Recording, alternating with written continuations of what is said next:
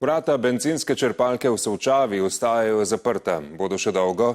500 tamkajšnjih prebivalcev upa, da ne. Ne razumejo, zakaj je Petrol črpalko zaprl ob začetku turistične sezone in na vrhuncu kmečkih opravil, ko kmetje potrebujejo gorivo za stroje. Da bi črpalko spet lahko odprli, pa je razumeti tudi iz zadnjih sporočil vodilnih pri slovenskem trgovcu z energenti. Iz Solčave Saša Kisovec.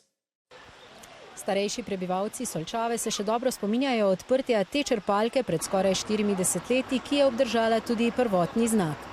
Nekako ugotavljamo, da so včasih imeli dosti boljši občutek, kaj je nekje v nekem območju potrebno za preživetje, pa da nisem goli profit. A tudi z vidika prometa in dobička županja ne razume, zakaj so črpalko zaprli prav zdaj. Meseca junija, v začetku julija je dejansko nerazumljivo.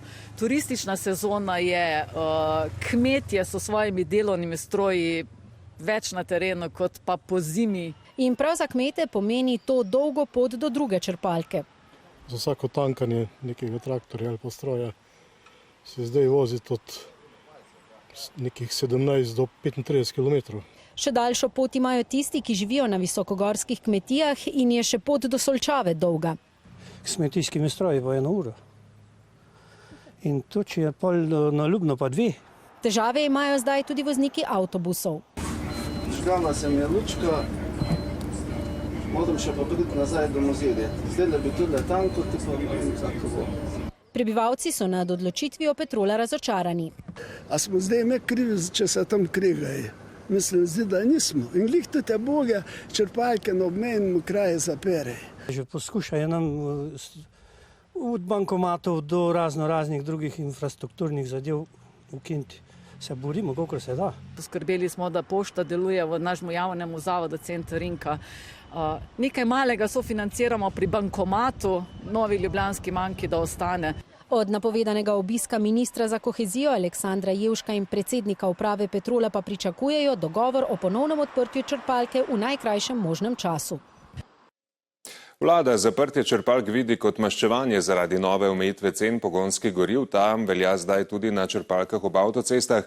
Petrol zato poziva, naj nemudoma spet odpre zaprta prodajna mesta. Če se to ne bo zgodilo, je predsednik vlade napovedal ukrepe.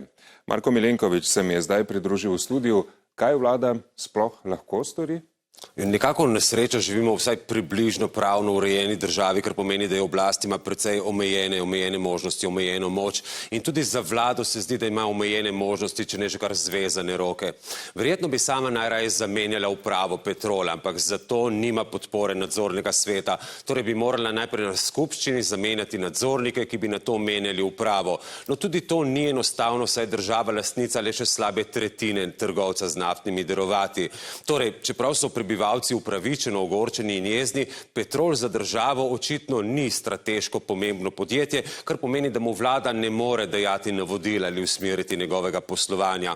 Vlada tudi ne more samovoljno spreminjati davkov ali Petrolu vzeti kakršnekoli koncesije za poslovanje, niti ob avtocestah. Tako se na koncu zdi, da ima vlada na voljo le še dodatno znižanje marže trgovcem, to pa bi prizadelo poleg Petrola tudi druge in tuje trgovce z naftnimi derivati. Prav marže so jedro težav. Petrol ustraja, da je marža pri nas bistveno nižja kot na Hrvaškem in v Evropski uniji. Res je, in vlade same določajo marže. Najvišja dovoljena marža v Sloveniji znaša slabih 10 centov na liter goriva. Na Hrvaškem pa marža znaša dobrih 15 centov na liter goriva. Pri nas torej trgovcev ostane nekako 7% malo prodajne cene, na Hrvaškem pa okoli 11%, oziroma pri dizlu 12%, kar je primerljivo s povprečnimi maržami v Evropski uniji. Torej, čeprav je marža trgovca na Hrvaškem 1,5-krat višja kot pri nas, je maloprodajna cena bencina in še posebej dizelskega goriva pri južnih sosedih nižja. Glede na to, da Petrol posluje v obeh državah in lahko poštevamo, da je nabavna cena goriva v obeh državah enaka, je torej cena lahko nižja le zato, ker so davki in dajatve državi na Hrvaškem bistveno nižji. Pri bencinu za skoraj 10 centov, pri dizelskem gorivu pa še nekoliko več. No, ampak s to regulacijo cen, torej znižanjem marže trgovcem ob avtocestah, je vlada gorivo pocenila predvsem za turiste, ki po avtocestah poleti prečkajo Slovenijo, in gorivo je pri nas res cenejše kot v Avstriji ali v Italiji. Italiji, je pa primerljivo s cenami na Madžarskem in kar precej dražje od tistega na Hrvaškem. Zato je vprašanje, če bi bilo to gorivo še višje, ali bi ga turisti pri nas sploh kupovali, bi sploh imeli razlog, da bi se ustavili pri nas. Marko Milinković, hvala lepa.